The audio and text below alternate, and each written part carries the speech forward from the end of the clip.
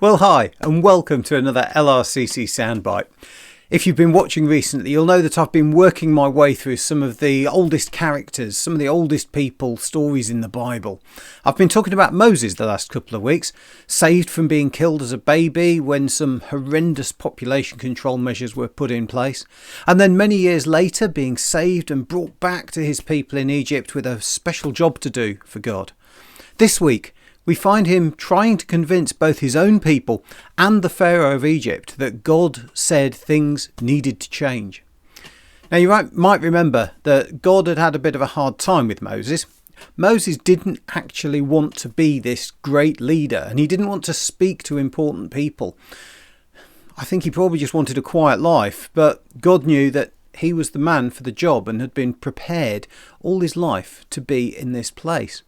So God gave Moses a message of encouragement to give to the leaders of the growing Israelite nation. Now, Moses is only 3 generations down the line from Jacob's 12 sons. If you remember, one of those 12 sons was Joseph, the one with the fancy coloured coat that Andrew Lloyd Webber wrote the musical about.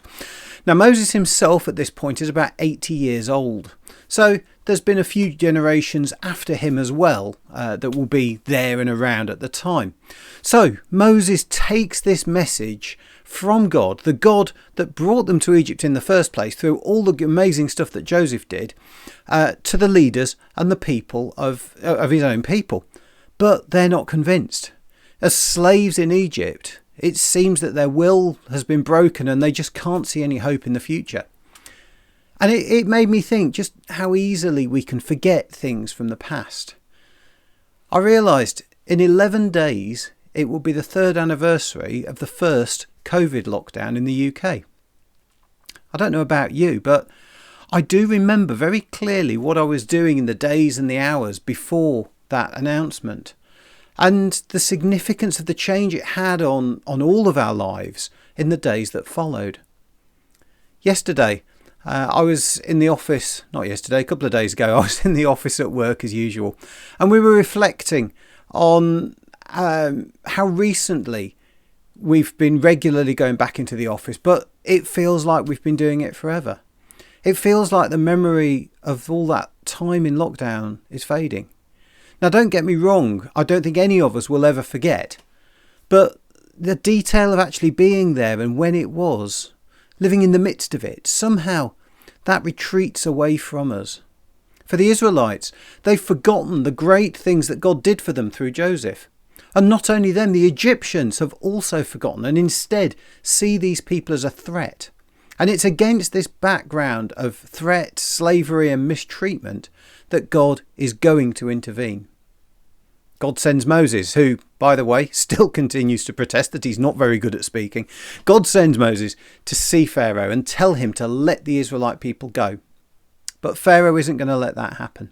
So there's a story of different plagues coming upon Egypt, frogs, locusts, flies, all sorts of things, one after another, until eventually the people are allowed to leave.